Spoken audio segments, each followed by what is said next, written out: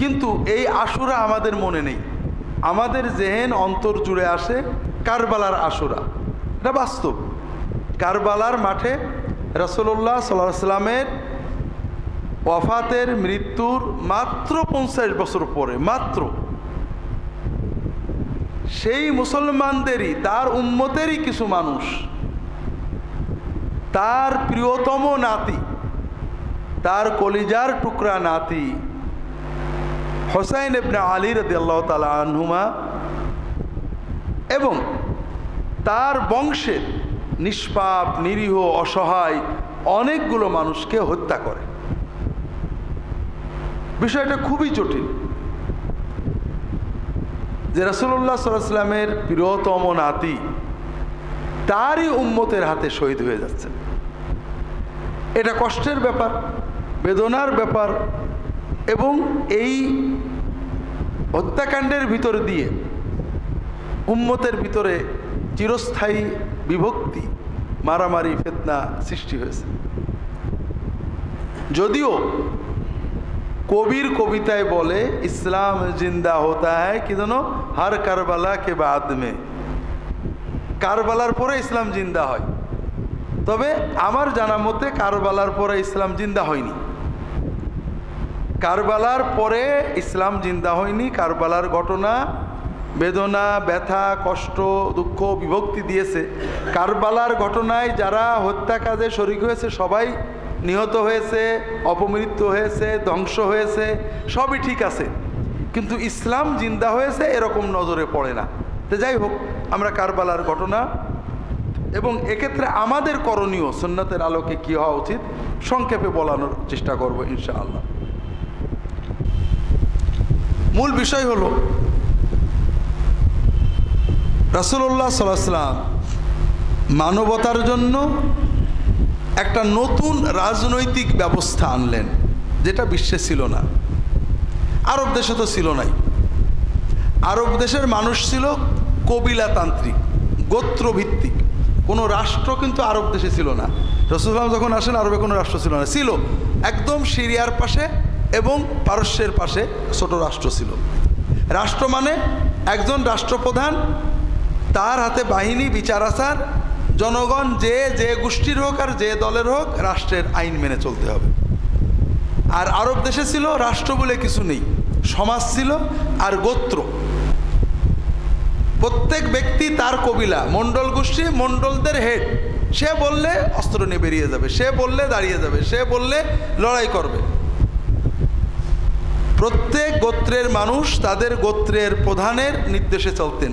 গোত্র হলো রাষ্ট্র। যুদ্ধ হবে, গোত্রের প্রধান বললে হবে এই দলে এই দলে, ওটা উনি বলবেন। ওই সময়ে বিশ্বে রাষ্ট্র ছিল। আরবের বাইরে মিশরে, সিরিয়ায়, পারস্যে, ইউরোপে, ভারতে, চীনে সব জায়গায় রাষ্ট্র ব্যবস্থা ছিল। তবে গোত্র এবং রাষ্ট্রের একটা মিল ছিল। গোত্র ব্যবস্থা রক্তের উপরে ভিত্তি। একজন মারা গেলে তার ভাই অথবা ছেলে গোত্রের প্রধান হলো, একজন মারা গেল তার ভাই, ছেলে, ভাতিজা গোত্রের প্রধান হবে। রক্ত, বংশ এখানে মেন। আবার যে রাষ্ট্র ব্যবস্থা চালু ছিল বিশ্বে, সেটাও ছিল রক্ত বংশতান্ত্রিক। রাজা মরে গেলে রাজার ছেলে, ভাই, বউ কেউ না কেউ রাজা হবে, বাইরের কেউ না। আপনারা শুনেছেন ডেমোক্রেসি বলে একটা শব্দ আছে, আমরা বাংলায় বলি গণতন্ত্র। এটা রাসূলুল্লাহ সাল্লামের আগেই, কয়েকশো বছর আগে গ্রিসে জন্ম নিয়েছিল এবং সেখানেই মারা গিয়েছিল। গণতন্ত্র হলো জনগণের পরামর্শই দেশ চলবে, সরাসরি বা পরোক্ষ। রাসূলুল্লাহ সাল্লাল্লাহু আলাইহি ওয়াসাল্লামের সময়ে সারা বিশ্বে রাষ্ট্র ব্যবস্থাও ছিল বংশতান্ত্রিক, আর আরব দেশের সমাজ ব্যবস্থা ছিল কবিলাতান্ত্রিক। বংশতান্ত্রিক রাষ্ট্র ব্যবস্থায় আরেকটা বিষয় ছিল, রাজা মানে মালিক আর জনগণ হলো প্রজা। প্রজা হলো মালিক অধীন, রাজা যেটা বলবে মেনে নিতে হবে। যদি বলে এখান থেকে বাড়ি সরা ওইখানে যাও, যেতে হবে। যদি বলে বাঁচো বাঁচো, মরো মরো। রাজা এবং প্রজার সম্পর্ক ছিল মালিক এবং মামলুকের। রাজা এবং প্রজার সম্পর্ক ছিল মালিকের সাথে তার মালিকানাধীন দ্রব্য বা মানুষের। এখানে রাজ্য কি করে চলবে জনগণের কোনো ইচ্ছা বিষয় না, রাজা যেটা বলবে সেটাই। এটাকে বলা হয় স্বৈরতন্ত্র, অটোক্রেসি। রাসূলুল্লাহ সাল্লাল্লাহু আলাইহি ওয়াসাল্লাম আরব দেশে আসলেন, তিনি দ্বীনের পাশাপাশি একটা রাষ্ট্র দিয়ে গেলেন। সেই রাষ্ট্রটা আবার দিলেন কি সম্পূর্ণ অভিনব নতুন রাষ্ট্র, বংশতান্ত্রিক নয়, যোগ্যতাতান্ত্রিক। যে কোনো যোগ্য মানুষ রাষ্ট্রের প্রধানে উপরে যেতে পারে। আলাইকুম বিসসামিআতা ওয়া ইন উম্মিরা আলাইকুম আবদুন হাবশি। যদি একজন কালো কাফরি নাকবোচা কানবেকা কৃতদাস সেও যদি তোমাদের আমির হয়, শাসক হয়, প্রশাসক হয়, তার আনুগত্য করতে হবে। দ্বিতীয় বিষয়, এখানে জনগণের পরামর্শ নিয়ে চলতে হবে। আমরুম শুরা বাইনাহুম, প্রতিটি কাজ আমানত আদায় করতে হবে, ইনসাফ আদালত প্রতিষ্ঠা করতে হবে। জনগণ ইচ্ছা করলেই শাসকের সমালোচনা করতে পারবে, তার সামনে আইন পেশ করতে পারবে, যেটা ঠিক হয়নি। এই যে সিস্টেম, এটা অভিনব ছিল। আরবরা তো দেখেইনি, দুনিয়ার মানুষ ওই সময় দেখছিল না। এখন রাসূলুল্লাহ সাল্লাল্লাহু আলাইহি ওয়াসাল্লাম যখন তার মৃত্যুর সময় আসলো, সাধারণ মানুষ সবাই আশা করছে তিনি কাউকে গদ্দিনশীল করে যাবেন। কারণ আইন কানুন যাই দেওয়া হোক, নিয়ম হলো কেউ মরার সময় কাউকে না কাউকে বলে যাবে আমার পরে তোমরা এর দেখবা। রাসূলুল্লাহ সাল্লাল্লাহু আলাইহি ওয়াসাল্লাম এটা যদি বলতেন তাহলে সহজ হতো মানুষের জন্য। কিন্তু এই যে নতুন সিস্টেম রাসূলুল্লাহ সাল্লাল্লাহু আলাইহি ওয়াসাল্লাম দিলেন, এটা প্র্যাকটিক্যাল হতো না। যেমন আপনি সাঁতার শেখাবেন, হাত ধরে রেখেছেন, প্র্যাকটিক্যাল হলো না। হাত ছেড়ে ধাক্কা মেরে পানিতে দিলেন, 5 গাল ডক ডক করে পানি খাবে, পেট একটু ফলবে, সাঁতার শিখে যাবে। তো এখন রাসূলুল্লাহ সাল্লাল্লাহু আলাইহি ওয়াসাল্লাম কাউকে দায়িত্ব দিয়ে গেলেন না। তখন সাহাবীদের ভিতরে দুটো ধারা ছিল। রাসূলুল্লাহ সাল্লাল্লাহু আলাইহি ওয়াসাল্লাম বংশের অনেকে মনে করতেন, অথবা কোনো কোনো সাহাবী মনে করতেন যে রাসূলুল্লাহ যাই বলেন, যুগ যুগ ধরে তো বংশতন্ত্রই চলছে। আমাদের দেশে কোনো পীর সাহেব যদি মরে যান, তার গদ্দিনশীল কি হয়? যদি অন্য কেউ হয়, মুরিদরা মানতে চায় না। এটা আমরা পীর সাহেবরা, পীর দরবারের লোকেরা করতাম। এখন রাজনীতিবিদরা কি করেন? কি করেন? এখন রাজনীতিতেও বংশতন্ত্র। কেন? কারণ মানে আমরা মানসিকতাই ওই রকম রয়ে গেছি। যদিও বলছি গণতন্ত্র, কিন্তু বংশের একজন মানুষকে যত কদর করি, অন্য বংশের মানুষের ওই রকম কদর করতে পারছি না। এই জন্য নেতার বংশের যদি কেউ আসে, যত সহজে দল ঐক্যবদ্ধ হয়ে যায়, বাইরের কেউ গেলে ওরকম হয় না। এটা আমরা আমাদের দেশেও জানি। আরব দেশে আরও কঠিন। সবাই অনেকেই মনে করছিলেন রাসূলুল্লাহ সাল্লাল্লাহু আলাইহি ওয়াসাল্লামের প্রিয়তম সাহাবী আবু বকর রাদিয়াল্লাহু তাআলা আনহুকে হয়তো দায়িত্ব দেবেন, কারণ সব সময় তিনি তার পাশে আছেন। কেউ কেউ মনে করছিলেন হয়তো তিনি তার বংশের কাউকে দেবেন, কারণ যুগ যুগ ধরে তো বংশতান্ত্রিক হয়েই আসছে। তার বংশে তো যোগ্য লোক আছে, তিনি দিতে পারেন। রাসূলুল্লাহ সাল্লাল্লাহু আলাইহি ওয়াসাল্লাম কাউকে দেননি। তার ওফাতের পরে সাহাবীরা দ্বিধাদ্বন্দ্ব কে হবে। আনসারীরা বলেন আমরা, মুহাজিররা বলেন আমরা, বংশের লোকেরা কেউ কেউ বলছিলেন আমাদের থেকেও হবে। শেষ পর্যন্ত নানান রকমের কথাবার্তার মাধ্যমে আবু বকর রাদিয়াল্লাহু তাআলা আনহু খলিফা হলেন, এরপরে ওমর হলেন, এরপর ওসমান হলেন। সবসময় কিছু মানুষ মনে করছিল রাসূলুল্লাহ সাল্লাল্লাহু আলাইহি ওয়াসাল্লামের বংশের কেউ হতে পারে, যোগ্যতা আছে। আবার অনেকেই মনে করছিল যে না, সাহাবীরা আরও আছেন, তারাও যোগ্য। সর্বশেষ যে নির্বাচনটা হলো ওসমান রাদিয়াল্লাহু তাআলা আনহুর সময়ে হলো, ওমর রাদিয়াল্লাহু তাআলা আনহুর ওফাতের পরে। ওমর বললেন তোমাদেরকে রেখে গেলাম, আব্দুর রহমান আউফ, ওসমান, আলী, তালহা, জুবাইর, আর কে, এই 4-5 জন, আব্দুর রহমান, আলী, ওসমান, তালহা, জুবাইর, সাদ ইবনে আবি ওয়াক্কাস নাম রাদিয়াল্লাহু তাআলা আনহুম আজমাইন। এনাদেরকে একটা কমিটি করে দিলেন, তোমরা কমিটি পরামর্শ করে তোমাদের ভিতর থেকে একজন হবে। কমিটিতে বসে আব্দুর রহমান ইবনে আউফ বললেন যে আমি হব না, আমি আমার ক্যান্ডিডেসি প্রত্যাহার করলাম। এখন আপনারা বাকিরা যদি চান তাহলে আপনাদের ভিতর থেকে কাকে করব আমি জনগণের সাথে পরামর্শ করে দিতে পারি। তারা বলেন ঠিক আছে, আপনি পরামর্শ করে দেন। 3 দিন 3 রাত তিনি পরামর্শ করলেন। এরপরে মসজিদে নববীতে ফজরের নামাজের পরে তিনি আলী রাদিয়াল্লাহু তাআলা আনহুকে বললেন যে আলী, কিছু মনে করেন না, জনগণের পরামর্শ ওসমানের দিকে যাচ্ছে, এজন্য আমরা আসেন সবাই ওসমানের হাতে বায়াত করি রাষ্ট্রপ্রধান হিসেবে। এরপরে সবাই বায়াত করলেন। তো এই যে ধারা, জনগণতান্ত্রিক, পরামর্শতান্ত্রিক, কাউকে কেউ খলিফা গদ্দিনশীন করে যাচ্ছে না, এটা একটা অভিনব বিষয় হওয়ার কারণে এটাকে মেনে নিতে উম্মতকে অনেক খাবি খেতে হলো, পানি খাইতে হলো। এটা ঘটলো ওসমান রাদিয়াল্লাহু তাআলার ওফাতের পরে। তিনি শহীদ হলেন। মদিনার লোকেরা আলী রাদিয়াল্লাহু তাআলা খলিফা বানালো। সিরিয়াতে মুআবিয়া বললেন রাদিয়াল্লাহু তাআলা আনহু যে ওসমানের হত্যার বিচার না হলে আমি মেনে নেব না। এই বিচার অবিচার, বিচার বিচার, এটা নিয়ে আলী বললেন সবাই ঐক্যবদ্ধ, এখনও বিদ্রোহীরা সেনাবাহিনীতে রয়েছে, তারা সেনাবাহিনী নিয়ন্ত্রণ করছে, আমরা যদি বিভক্ত থাকি আমি বিচার করতে পারবো না, আসেন ঐক্যবদ্ধ হই, এরপরে আমরা অবশ্যই বিচার করব। এই নিয়ে বিতর্ক হতে হতে যুদ্ধ হলো। আলী রাদিয়াল্লাহু তাআলা শহীদ হয়ে গেলেন। এক পর্যায়ে হাসান রাদিয়াল্লাহু তাআলা আনহুকে কুফার লোকেরা খলিফা বানালো। ওদিকে মুআবিয়া রাদিয়াল্লাহু তাআলা খেলাফতের ঘোষণা দিলেন, 2 দলে যুদ্ধ হবে। হাসান রাদিয়াল্লাহু তাআলা আনহু নিজে বলেন যে না, আমিও আমার নানার উম্মতে যুদ্ধ করাবো না। তিনি মুআবিয়া রাদিয়াল্লাহু তাআলাকে ছেড়ে দিলেন।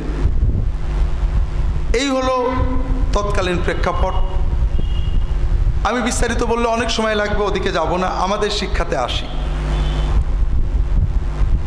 মুআবিয়া রাদিয়াল্লাহু তাআলা আনহু 20 বছর খুব সুন্দরভাবে রাষ্ট্র পরিচালনা করেন। একদম টনটনে আইন শৃঙ্খলা, নিরাপত্তা, শান্তি, অন্য দেশের সাথে সন্ধি, যুদ্ধ, বিজয় খুব ভালো চলল। শেষ জীবনে অনেকেই তাকে পরামর্শ দিল যে ওমরের পর থেকে মুসলিম রাষ্ট্রটা যেভাবে দুর্বল হয়ে গেছিল ওসমান এবং আলী রাদিয়াল্লাহু তাআলার সময়ে, আপনার সময় খুব শক্তিশালী হয়েছে, আপনি একজনকে গদ্দিনশীন করে যান। তিনি বিষয়টাকে ভালো মনে করলেন, উম্মতের জন্য, দিনের জন্য, রাষ্ট্রের জন্য। কাকে করা যায়? আপনার ছেলে এজিদকে করেন। আপনারা তো মনে করেন যে এজিদের পক্ষে বোধহয় কেউ ছিল না। আচ্ছা বলেন, আমি হুজুর যদি ভোটে দাঁড়াই, প্রেসিডেন্ট ভোটে, আর আমাদের দেশের কোনো প্রেসিডেন্ট বা প্রধানমন্ত্রী ছেলে দাঁড়ায়, ভোট কে বেশি পাবে? কর। হ্যাঁ, আমরা হয়তো মনে করি তৎকালীন মুসলিম বিশ্বে বোধহয় এজিদের পক্ষে কেউ ছিল না। অধিকাংশ এলাকায় এজিদের পক্ষে ছিল। আরব কবিলাগুলো, বিশেষ করে মক্কা শরীফ, মদিনা শরীফ, কুফা বাদ দিলে অধিকাংশই তাদের কথা হলো এটা খুব ভালো হয়, দেশের আইন শৃঙ্খলা ভালো থাকবে। কিন্তু মক্কা শরীফ, মদিনা শরীফ, পুরনো সাহাবীরা তখনও বেঁচে আছেন অনেকেই, তারা এটা পছন্দ করলেন না, অনেকে রাজিও হলেন না। এই অবস্থায় মুআবিয়া রাদিয়াল্লাহু তাআলা মারা গেলেন। ইসলামী রাষ্ট্র ব্যবস্থায় আগের সরকার বলে গেলেই রাষ্ট্রপ্রধান হয় না। রাষ্ট্রপ্রধানের মৃত্যুর পরে যখন জনগণ মেনে নেয় তখন সেটা রাষ্ট্রপ্রধান বলে গণ্য হয়। অধিকাংশ জনগণ এজিদের বায়াত করল। মক্কা শরীফ, মদিনা শরীফের লোকেরা অনেকে এজিদের বায়াত করলো না। কেউ কেউ করলো। কুফার লোকেরা লক্ষ লোকে চিঠি লিখে পাঠালো মদিনায়। ইমাম হুসাইন রাদিয়াল্লাহু তাআলা আনহু ছিলেন। চিঠি লিখে পাঠালো, আপনি আসেন, আপনাকে আমরা বাদশাহ বানাবো। মুআবিয়া মারা গিয়েছেন রাদিয়াল্লাহু তাআলা আনহু, এখন খলিফার পদ শূন্য, আপনাকে আমরা খলিফা মানব, আর কোনো খলিফা মানব না। তিনি মদিনার বন্ধুদের কাছে পরামর্শ চাইলেন, সবাই বললেন যাবেন না। কুফার লোকেরা খুবই দুর্বল প্রকৃতির, মানে আমি বলছি, এটা সাহাবীরা বলেননি, আমাদের বাংলাদেশিদের মতো বিরাট নারায়ের তাকবীর দিয়ে আমার পিছনে আসে লক্ষ লক্ষ, ওই দিক থেকে একবার সাউন্ড এসে দেখবেন কিচ্ছু নেই। আর সিরিয়ার লোকেরা অসম্ভব জেদি, তারা ময়দান ছাড়বে না। কুফার লোকেরা আপনার বাবাকে জ্বালাইছে, তারা তাদের প্রতিজ্ঞা রাখেনি। ভক্তি আছে, মহব্বত আছে, কিন্তু কাজের সময় এলোমেলো হয়ে যায়। আপনি ওদের কাছে যান না, আপনি মদিনায় শান্তিতে থাকেন, রাষ্ট্র আপনার দরকার নেই। লম্বা কথা, এক পর্যায়ে উনি বললেন যে না, আমি ভয়ে বসে থাকবো, সুন্নত কায়েমের জন্য, শরিয়া কায়েমের জন্য, হাত কায়েমের জন্য আমি যাব না। তারা চাচ্ছে, আমি তো চাচ্ছি না। তখন উনি পরিবারের সদস্য নিয়ে মক্কা হয়ে কুফায় রওনা দিলেন। উনি যুদ্ধ করতে যাননি, উনি গিয়েছেন, কুফাবাসী বায়াত করেছে, উনি তাদের দায়িত্ব গ্রহণের জন্য গিয়েছেন। এই জন্য পরিবারের সদস্য নিয়ে গেছেন, কোনো সৈন্য নিয়ে যাননি। এজিদ খবর পেয়েছে, তখন তার মোবাইল ছিল না, খবর পেয়েছে। কুফার লোকেরা হুসাইন রাদিয়াল্লাহু তাআলা আনহুর সাথে যোগাযোগ করছে। এজিদ দ্রুত, কুফার গভর্নর ছিলেন এক সাহাবী নোমান ইবনে বাশির, সম্ভবত মনে হয় রাদিয়াল্লাহু তাআলা আনহু। এজিদ তাড়াতাড়ি ওবাইদুল্লাহ বিন জিয়াদকে পাঠিয়েছে, দ্রুত যে কুফার থেকে নোমানকে সরাও, তুমি দায়িত্ব গ্রহণ করো, কুফাবাসীদের এমন সাইজ করবা যেন আর হুসাইন নামও মুখে না নেয়, আর হুসাইন যেন কুফায় ঢুকতে না পারে, আগেই তাকে ব্যারিকেড দিবা, দিয়ে ব্যাক করিয়ে দিবা। যাই হোক, ওবাইদুল্লাহ ইবনে জিয়াদ কুফায় আসার পরে কয়েকদিনের ভিতরে সব সাইজ, কুফাবাসীর আর কোনো জিন্দাবাদ নেই, এখন আর কেউ হুসাইনের পক্ষে নেই। এখন বাহিনী নিয়ে কারবালার প্রান্তরে হুসাইনকে ঘেরাও করলেন ওবাইদুল্লাহ বিন জিয়াদের বাহিনী। হুসাইন রাদিয়াল্লাহু তাআলা বললেন যে আমি তো লড়তে আসিনি রে বাবা, তোমরা ডেকেছো তাই আসছি। তোমরা যদি তোমাদের প্রতিজ্ঞা ভঙ্গ করো তাহলে ছেড়ে দাও, আমি মক্কায় চলে যাচ্ছি, অথবা আমাকে ছেড়ে দাও, আমি বর্ডারে যে জিহাদ করব, অথবা আমি এজিদের কাছে যেতে রাজি আছি, তোমাদের হাতে সারেন্ডার করতে রাজি নেই। তো যাই হোক, ওরা চিন্তা করলো যে হুসাইনকে যদি আমরা না মারি তাহলে তো এজিদ খুশি হবে না। এক পর্যায়ে তারা হুসাইন রাদিয়াল্লাহু তাআলার বংশের নিষ্পাপ শিশু, নিরীহ নারী, পুরুষ সহ অনেক মানুষকে হত্যা করলো, হুসাইন রাদিয়াল্লাহু তাআলাকে হত্যা করলো এবং তার মাথা কেটে নিয়ে এজিদের কাছে পাঠালো। এক্ষেত্রে শুধু আপনাদের বলবো, বিষাদ সিন্ধুতে যে গল্প আছে সবই মিথ্যা। এই যে পিঠের পারে বসলো, এদিকে ছুরি দিল, ওদিকে তোমার জান্নাতে না নিয়ে যাব না, এই সীমার মাথায় নিয়ে যাচ্ছে, ইহুদির বাড়ি, অমুকের বাড়ি, সব মিছে কথা। এগুলো কাল্পনিক উপন্যাস, আমরা সত্য মনে করি। বিস্তারিত ঘটনা এখন বলার সময় নেই। এজিদ ব্যাজ্যত খুশিই হলো, যদিও এজিদ হুসাইনকে হত্যা করার নির্দেশ দিছিল না, তবে যারা হত্যা করেছে তাদের শাস্তি দিইনি। ব্যাজ্যত মনে হয় সে খুশিই হলো যে যাক, দুশ্মনেরটা গেল। একটা সহজ বিষয় শোনেন, এজিদ আমাদের দেশের রাজনীতিবিদদের মতোই খুবই পাকা ইমানদার মুসলমান ছিলেন, নামাজ পড়তেন, রোজা রাখতেন, হজ করতেন। অবশ্য শিয়ারা বলে মতরত খাইতো, এগুলো মনে হয় না, কারণ আমাদের দেশে আমরা ভালো মুসলমান না সেই যুগের লোকেরা ভালো মুসলমান ছিল? কোন? হ্যাঁ, ঠিক না?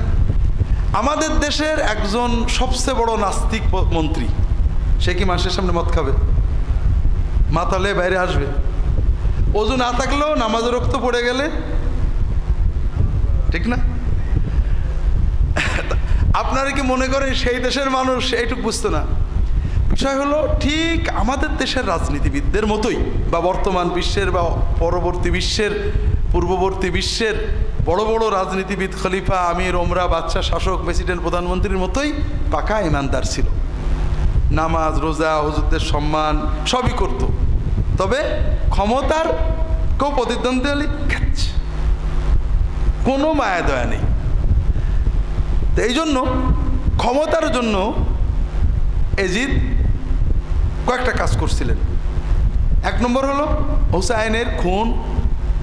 শুধু হুসাইন নয়, তার বংশের নিরীহ মানুষদের এই যে খুন করা হলো, এটা উনি বিচার করেননি। সবচেয়ে পজিটিভ এটুকু বলা যায়, তিনি হুকুম দেননি, কিন্তু তিনি কোনো বিচার করেননি, দুঃখ প্রকাশ করেননি, শাস্তি দেননি, বরং এরাই তার মূল বাহিনী ছিল। দ্বিতীয়, হুসাইন গেলেন, এরপরে পরের বছরে মদিনার লোকেরা বিদ্রোহ করল, সৈন্য পাঠালো এজিদ। মদিনায় শত শত হাজার গণহত্যা, সাহাবীদেরকে হত্যা করে, সাহাবীদের আওলাদদের হত্যা করে, ধর্ষণ হয়েছে। এজিদের বাহিনী মদিনায় গণহত্যা চালাইছে। এজিদের 2 বছরের 2 কাজ। তৃতীয় বছরে মক্কায় বাহিনী পাঠালো, মক্কায় কাবা ঘরে কাবান দেখলো। তৃতীয় কাজ। এই সব কিছু কেন করলো? ক্ষমতায় থাকার জন্য। মজা হলো, চতুর্থ বছরে এজিদ মারা যায়। চতুর্থ বছরে এজিদ মারা যায়। বিষাদ সিন্ধুতে যা আছে মিছে কথা। স্বাভাবিক অসুখ এসে মারা যায়। এর চেয়েও মজা হলো, দুনিয়াতে যত রাজা বাদশাহ মরে গেছে, প্রত্যেকের বংশে 200 বছর রাজা হয়েছে। এজিদের বংশে আজ পর্যন্ত কেউ রাজা হয়নি, আজ পর্যন্ত। এজিদের মৃত্যুর পরে তার ছেলে মুআবিয়া ইবনে এজিদ ইবনে মুআবিয়া রাজত্ব নিয়েছিলেন। বলা হয় খুব ভালো মানুষ ছিলেন। ওই উমাইয়ারা ওকে মেরে ফেলে। এরপর থেকে আজ পর্যন্ত এজিদের বংশের কেউ রাজা হয়নি। অন্যান্য অনেক বংশের হয়েছে, শয়তানের বংশ, ভালো মানুষের বংশ। তাহলে এখানে বড় শিক্ষা আমরা দেখছি যে যে ক্ষমতার জন্য আমরা এত কিছু করলাম, সেই ক্ষমতা না এজিদ নিজে ভোগ করলো, না তার বংশের কেউ ভোগ করতে পারলো। এর ভিতরে আমাদের অনেক শিক্ষা আছে ভাইরা। আল্লাহর এই বিচার কিন্তু চিরন্তন। আপনি মানুষের উপরে জুলুম করছেন, জমি কেড়ে নিচ্ছেন, মিথ্যা সাক্ষী দিচ্ছেন, খুন করছেন, হয়তোবা সমাজের মাতবরির জন্য, অথবা কিছু জমি জমা টাকা পয়সার জন্য, অথবা রাজনৈতিক ক্ষমতার জন্য। কিন্তু আপনি কি করছেন? আপনি কয়দিন এই ক্ষমতা ভোগ করবেন? হতে পারে আপনার পরে আপনার বংশের কেউই আর এই ক্ষমতা ভোগ করবে না, এই জমিতেও আর তারা থাকতে পারবে না। এরকম আমাদের চোখের সামনে আশেপাশে তাকালে দেখবেন, একজন লোক বিশাল বড় লোক ছিল, দ্বিতীয় পুরুষে, তৃতীয় না, জমি তো জমি, গোরস্থান পর্যন্ত বেছে ফেলেছে, বাপের কবর পর্যন্ত বেছে ফেলেছে। তো কাজেই আমরা যারা আল্লাহর দিনের বাইরে মানুষের উপরে জুলুম করে টাকা বলেন, সমক্ষমতা বলেন, শক্তি বলেন, সম্পদ বলেন জোগাড় করতে চায়, তাদের বুঝতে হবে যে সব কিছু আপনার প্ল্যানে হবে না। এজিদ বিশ্বের সবচেয়ে ক্ষমতাধর বংশের, তার পিতা মুআবিয়া রাদিয়াল্লাহু তাআলা 20 বছর একেবারে শক্তির সাথে শাসন করেছেন। তারই ছেলে, সে 4টে বছরও বাঁচতে পারল না, মরে গেল। এই যে মানুষ মেরে ক্ষমতায় থাকলো, এই ক্ষমতা সে ভোগ করতে পারল না। হোসাইন রাদিয়াল্লাহু তাআলার পরিবার, মদিনার সাহাবীদের পরিবার মক্কায় কামান দেখলো, এত কিছু করলো, কি জন্য? একটা গোল, যে ক্ষমতাটা সুসংহত করবে, কিন্তু হলো না। আরো মজার ব্যাপার, যেটা সাধারণত ঘটে না, তার বংশের কেউ আর ক্ষমতায় থাকতে পারল না, পারলই না। দ্বিতীয় বিষয় হলো ইমাম হুসাইনের শাহাদত।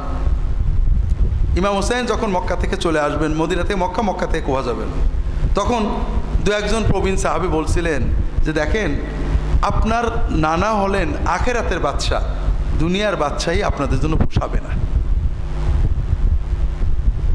কাজে ওদের দিকে যে না। দুনিয়ার বাদশাহী তারা চাননি, তারা দিনের জন্যই গেছিলেন। তবে আমাদের বুঝতে হবে, দুনিয়ার সাময়িক পরাজয় কিন্তু পরাজয় না। ইমাম হুসাইন মারা গিয়েছেন, নির্মমভাবে শহীদ করা হয়েছে, কিন্তু বীরের মতো লড়ে মরেছেন। তিনি মৃত্যুকে ভয় পাননি। আমরা বাহ্যিকভাবে দেখি যে তার মৃত্যুতে এজিদের বাহিনী ভয়ঙ্কর খুশি হয়েছে, গেছে, শেষ, আমরা জিতে গেছি, এজিদের বাহিনী আছে আছে, ঠিক না, স্লোগান। কিন্তু আসলে কি আছে?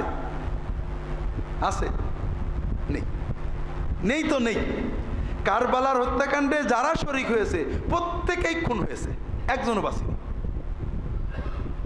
এবং সবচেয়ে বড় কথা যে আমরা যেটাকে সাময়িক পরাজয় মনে করি, আচ্ছা ইমাম হুসাইন কি পরাজিত হয়ে গেছেন? ইতিহাস থেকে মুছে গেছে? তার বংশধর মুছে গেছে? তার মর্যাদা কি কমে গেছে? কিছুই হই। কাজেই একজন লোক সাময়িক হেরে গেছে, যুদ্ধে হেরে গেছে, মরে গেছে, আমি দেখছি এই 10-20 বছরের ইতিহাসে পরাজিত না, এর নাম পরাজয় না। জয় পরাজয় 10-20 বছরে নির্ধারিত হয় না, এটা শত শত হাজার বছর পরে দেখা যাবে কে জিতলো আর কে মরলো। কাজে আমরা কোনো নেককার মানুষ, কোনো ভালো মানুষ দুনিয়ায় হয়তো মরে গেছেন, হেরে গেছেন, মামলায় ঠকে গেছেন, মানুষের তাকে মাথায় ব্যাট দিয়ে মেরে ফেলেছে, কোনো খারাপ লোকে মরে গেছেন, অ্যাক্সিডেন্টে মরে গেছেন, ও লোকটা ভালো ছিল না, খবরদার। মানুষের দুনিয়ার পরিণতি দিয়ে আখেরাতের পরিণতি বিচার করলে তো বলতে হবে যে এজিদ ভালো ছিল, নাউজুবিল্লাহ ইমাম হুসাইন হেরে গেছেন, এরকম বলার সুযোগ আছে নাকি? ওই সময়ে ওই 1-2 বছর 3 বছর যাদের ইমান দুর্বল তারা এরকম চিন্তা করেছে, তাই তো হুসাইন হেরে গেল, মদিনাবাসী হেরে গেল, মক্কাবাসী হেরে গেল, তাহলে এজিদই বোধহয় ঠিক। ওই 3-4 বছর কারা চিন্তা করেছে? যাদের ইমান মজবুত হয়নি।